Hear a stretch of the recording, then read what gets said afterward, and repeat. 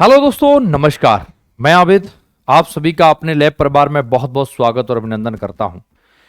एक बात ध्यान से सुनना, बहुत सारे बच्चों के मन में ये डाउट रहता है, सर ये आर्म फोर्स जो होते हैं, जो अर्धसैनिक बल होते हैं, इनका क्या काम होता है? सर ये कहाँ कहाँ ड्यूटी करते हैं, इनके क्या क्या सब क्राइटेरिया होते हैं, इनको एक मुख्य काम जो दिया जाता है वो क्या होता है, और ये क्या मतलब कितनी क्वालिफिकेशन होनी चाहिए तब जाके आप इसका फॉर्म भरते हैं और जब देश की सेवा करते हैं। तो मैं आज उन सब चीज़ों के बारे में एक ऐसा टॉपिक लेके आया हूं जिसका नाम है बच्चे ITBP. ITBP Indian Tibet police force होता है, जिसको अपन एक बॉर्डर सिक्योरिटी फोर्स के नाम से जानते हैं।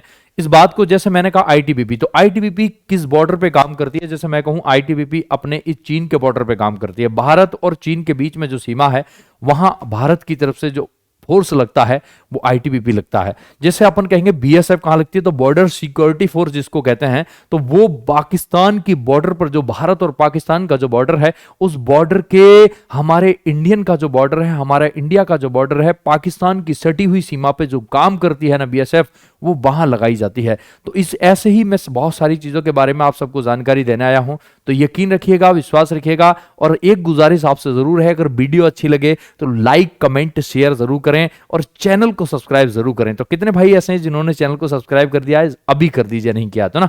तो मैं आप सभी को बताना चाह रहा हूं, ध्यान से सुनिएगा कि जो क्या बात बताने की है।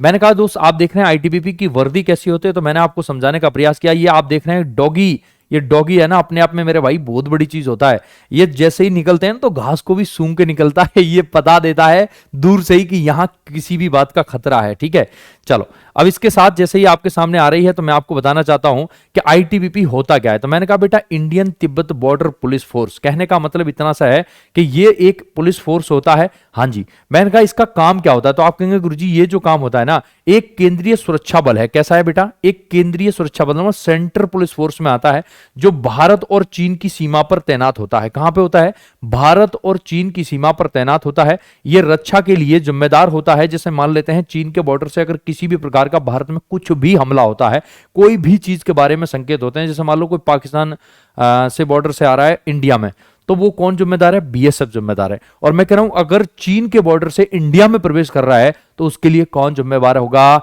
आईटीबीपी जिम्मेवार होगी। क्लियर है? मैंने कहा यह एक भारतीय, यह एक बल भारतीय गृह मंत्रालय के अधीन होता है। ये पूरा टोटल जो बीएसएफ, सीआईएसएफ, सीआरपीएफ होते हैं, टोटल किसके अधीन होते हैं? गृह मंत्रालय के अधीन होते हैं। क्लियर है? मैंने कहा दोस्त, कार्य करता है ये किसके अधीन? गृह मंत्रालय के। इसका मुख्य उद्देश्य भारत की उत्तरी सीमा पर सुरक्षा बनाए रखना होता है। उत्तरी सीमा मतलब भारत और चीन के बीच में, है ना। आ जाओ, इसके साथ सुनेंगे आप क्या, एक एक बात ध्यान से।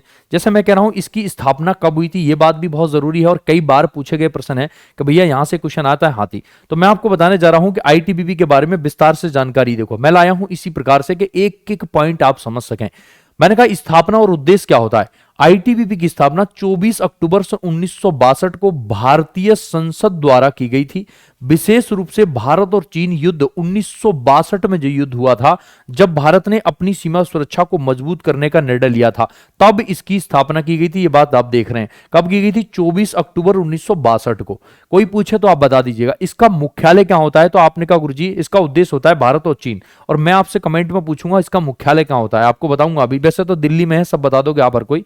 आ जाओ, तो मैंने कहा दोस्त इसका मुख्य उद्देश्य क्या होता है? भारत और चीन सीमा जो तिब्बत से जुड़ी हुई है की रक्षा करना इसका मुख्य उद्देश्य होता है। विशेष रूप से उन क्षेत्रों में जहां पारंपरिक सुरक्षा बलों की तैनाती कठिन हो। समझ में आ रही है?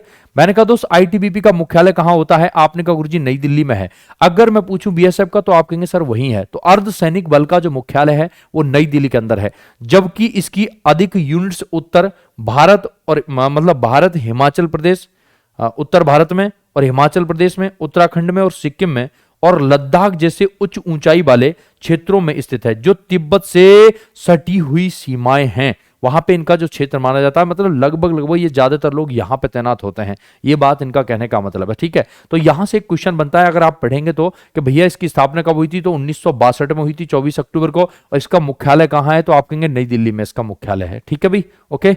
अब बढ़ते हैं इसके साथ में आगे। मैंने समझाने का प्रयास किया है कि इसका कार्य और जिम्मेदारियां क्या है। जैसे मैंने अभी आपको बताया शॉर्ट में, तो थोड़ा विस्तार से समझ लेते हैं। मैंने कहा ये एक सीमा सुरक्षा बल होता है। आईटीबीपी का प्राथमिक कार्य भारत चीन सीमा पर तैनात रहकर, है ना भैया, सुरक्षा सुनिश्चित करना होता है।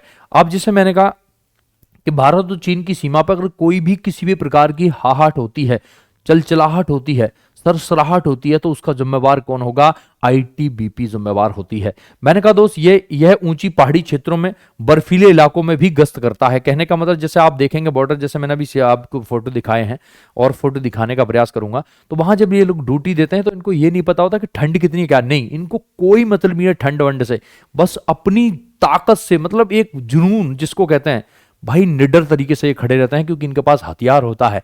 और भारत की एक इज्जत, आबरू और शान, एक तिरंगा जो अपनी सांसों में लेके बसते हैं, ये वो लोग होते हैं। इन्हीं की वजह से हम और आप लोग कैसे हैं, सुरक्षित रह पाते हैं। ये शान है बेटा हमारी, है ना। सैन्य आपातकालीन स्थिति, आईटीबीपी सेना के साथ मिलकर आपातकालीन स्थिति में यह सहायता करता है। मैंने कहा दोस्त, सार्वजनिक सुरक्षा और नागरिक सहायता, इनका काम क्या होता है सुनेंगे। आईटीबीपी सीमा क्षेत्रों में प्राकृतिक आपदाओं जैसे भूस्खलन हो, बर्फबारी हो, बाढ़ हो आदि के दौरान में नागरिकों की भी मदद के लिए इनका प्रयोग किया जाता है। समझ रहे हैं ना। जैसे आपने देखा होगा बहुत सारी जगह, जैसे तीर्थ स्थल पे लोग जाते हैं तो वहां कभी कभी बर्फ वगैरह का कोई सिस्टम आता है तो इनको भेजा जाता है, ये लोग मदद करते हैं। समझ रहे हैं ना।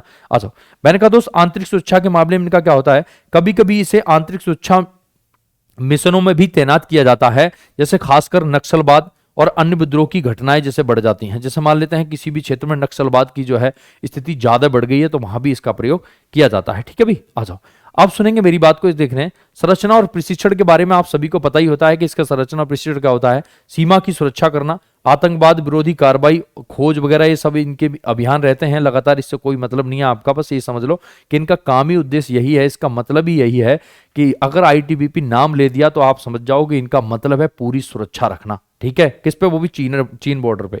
आपने कहा जवानों को विशेष रूप से हिमालयी इलाकों में कठिन परिस्थितियों में काम करने के लिए प्रशिक्षित किया जाता है। ठीक है भैया, मतलब एक प्रशिक्षित किया जाता है का मतलब एक प्रैक्टिकल तौर से पूरी ट्रेनिंग दी जाती है। जैसे ऊंची ऊंचाई वाले प्रशिक्षण, है ना, मैंने कहा माउंटेनियर और शूटिंग वाले ट्रेनिंग दी जाती है। कहने का मतलब हर तरीके से इनको पक्का कर दिया जाता है कि भाई ये किसी भी परिस्थिति में होंगे तो भी इनके पैर लड़खड़ाएंगे नहीं। समझ रहे हैं ना। आ जाओ, आपने कहा गुरुजी हिमालय क्षेत्र, ये वही बात है बेटा, विशेषताएं और अनूठी भूमिका। मैं कहने का मतलब ये वही वाली चीज होती है, कहीं भी इनकी ड्यूटी लग सकती है और ये आसानी से ड्यूटी कर पाते हैं क्योंकि ट्रेनिंग इनकी शानदार होती है ना। आ जाओ, अब मैंने कहा दोस्त, इसका मूल संगठन का मामला क्या है। आईटीबीपी की कुल संख्या लगभग 90,000 से लेकर के 1 लाख जवानों की होती है, जो यह सैन्य और नागरिक पुलिस दोनों में मिश्रित ढांचे पर आधारित होते हैं। जैसे मैंने कहा सैन्य, अब ये कह रहे हैं सैन्य विभाग, तो सैन्य विभाग का मतलब जैसे मैंने कहा एसएससी जीडी का आप नाम सुने होंगे। जो एसएससी जीडी की भर्ती होती है ना, उसमें ये सारे फोर्स आते हैं, है ना, तो ये उसी में होते हैं, कोई अलग फोर्स नहीं होता है। मैंने कहा सैन्य और नागरिक दोनों के सहयोग से कार्य करना होता है। हाँ, जैसे मैंने कहा आईटीबीपी कभी कभी सेना के साथ मिलकर सीमा की रक्षा करता है और किसी आंतरिक सुरक्षा स्थिति में पुलिस बल के रूप में काम करता है। जैसे मैंने आपसे कहा, जैसे मैंने कह दिया आर्मी वाले लोग, तो आर्मी की तो भर्ती अलग होती है। हाँ, तो मैंने कहा दोस्त आर्मी वाले लोग जो होते हैं उनकी वैकेंसी अलग आती है और अलग ही भर्ती होती है। वो एक बॉर्डर पे काम करते हैं, आपने देखा ये लोग भी बॉर्डर पे काम करते हैं, लेकिन आर्मी का काम इनसे थोड़ा डिफरेंट है। वो कैसे होते हैं, ये अर्धसैनिक बल होते हैं। हाँ, है, समझ रहे हैं मेरी बात। तो ये अर्धसैनिक बल होते हैं, ये बात समझना। और एक आर्मी वाले हैं, उनकी अलग है, इनका अलग है। वो बिल्कुल बॉर्डर पे ही रहेंगे, उनका कोई मतलब नहीं है। ठीक है भाई, ये थोड़े से बॉर्डर से भीतर लगाए जाते हैं। इनकी आंतरिक सुरक्षा के मामले में भी इनको लगा दिया जाता है। समाज सेवा में भी इसको लगा देते हैं। आईटीबीपी विभिन्न राहत अभियानों में भी भाग ले लेता है। जैसे मैंने कहा बर्फबारी में फंसे हुए लोगों के बचाव एवं प्राकृतिक आपदाओं एवं नागरिकों की मदद के लिए। जैसे मैंने आपको अभी बताया कि अगर किसी भी रूप में कोई आदमी अगर तीर्थ यात्रा करने जा रहा है तो अगर वहां कोई भी दिक्कत आती है तो भी आईटीबीपी को भेज दिया जाता है। ठीक है भाई, आ जाओ कि जाइए आप मदद करिए। अब यह है मेरे दोस्त आईटीबीपी भूमिका के कुछ प्रमुख उदाहरण है। जैसे मैंने कहा कैलाश मानसरोवर यात्रा, मैंने समझाया था अभी। जैसे आपने देखा होगा कैलाश मानसरोवर की यात्रा पे बहुत सारे लोग जाते हैं, है ना। जब जाते हैं तो आप जानते हैं भाई वहां पे जाके कभी कभी दिक्कत भी हो जाती है, तो वहां भी इनको लगाते हैं। देखो जैसे मैंने कहा आईटीबीपी का अहम कार्य कैलाश मानसरोवर यात्रा के सुरक्षित बनाना है। ठीक है, यह तीर्थ यात्रा भारत और चीन के बीच में जाती है। आईटीबीपी यात्रा के दौरान सुरक्षा और सहायता प्रदान करता है। समझ रहे हैं ना, क्या कह रहा है बेटा, आईटीबीपी यात्रा के दौरान सुरक्षा और सहायता प्रदान करता है। कौन? आईटीबीपी। कहां पे? जैसे आपने देखा होगा मानसरोवर के लिए बहुत सारे लोग अपने जो है तीर्थ यात्रा के लिए जाते हैं, तो वहां पे इनकी ड्यूटी मिलती है और ये लोग बड़ी अच्छे से मेहनत करके मतलब हम और आपकी मदद करते हैं। किसी भी प्रकार की अगर समस्या है तो ये हमारे साथ खड़े होते हैं। ठीक है, अब आपने कहा आपातकालीन राहत में मेरे दोस्त ये कहा है 2004 का सुनामी, हिमाचल प्रदेश में बर्फबारी और उत्तराखंड में बाढ़ जैसी आपदाओं में भी आईटीबीपी ने मदद प्रदान की है। तो इन्होंने ये कहा है कि जब ये आपदा आई थी तो उस समय भी आईटीबीपी का बहुत अच्छा योगदान रहा था और उन्होंने हमारे लिए क्या की थी, मदद की थी। ठीक है, और ये देखो आईटीबीपी के प्रमुख संरचनात्मक हिस्से हैं, मतलब कहने का मतलब ये पोस्ट है जो मैंने आपको बताई है। जैसे आपने कहा constable, sub inspector, commando, IG है ना, डीजी जिसको जनरल निदेशक जनरल बोलते हैं, तो ये तो पोस्ट है ना। चलो, तो बाकी मेरे दोस्त आईटीबीपी के बारे में आप जान गए होंगे। आईटीबीपी का प्रमुख कार्य मैंने आपको अभी बता दिया शॉर्ट में, और आप देखना चाहते हैं लिख लो। जैसे भारत और चीन सीमा पर गश्त और निगरानी इनका कार्य होता है पूरा। क्या होता है बेटा, भारत और मतलब भारत और चीन की सीमा पर गश्त करते हैं ये लोग, निगरानी रखते हैं। विशेष परिस्थितियों में मतलब खोज बचाव कार्य करना, कहने का मतलब विशेष परिस्थितियों में ये पुलिस के रूप में भी कार्य करते हैं। जैसे मान लो किसी भी रूप का हो तो कहीं लग गए और देखा बॉर्डर पे से कौन आ रहा है, उसकी छानाबीनी करना, देखभाल रखना, हर समय निगरानी रखना, वो कार्य भी इनका होता है। नागरिक सुरक्षा और आपदा राहत अभियान, जैसे मैंने अभी आपको बताया मानसरोवर की यात्रा, जैसे किसी को समस्या आ रही है, वहां बाढ़ आ गई, बर्फ ज्यादा पड़ गई, किसी भी प्रकार की कोई समस्या आ गई, तो वहां भी ये फोर्स तैनात किया जाता है ताकि हमारी और आपकी मदद की जा सके। ठीक है भाई, मैंने कहा जैसे कैलाश मानसरोवर यात्रा के दौरान सुरक्षा प्रदान करना है ना, ये इसका कार्य होता है।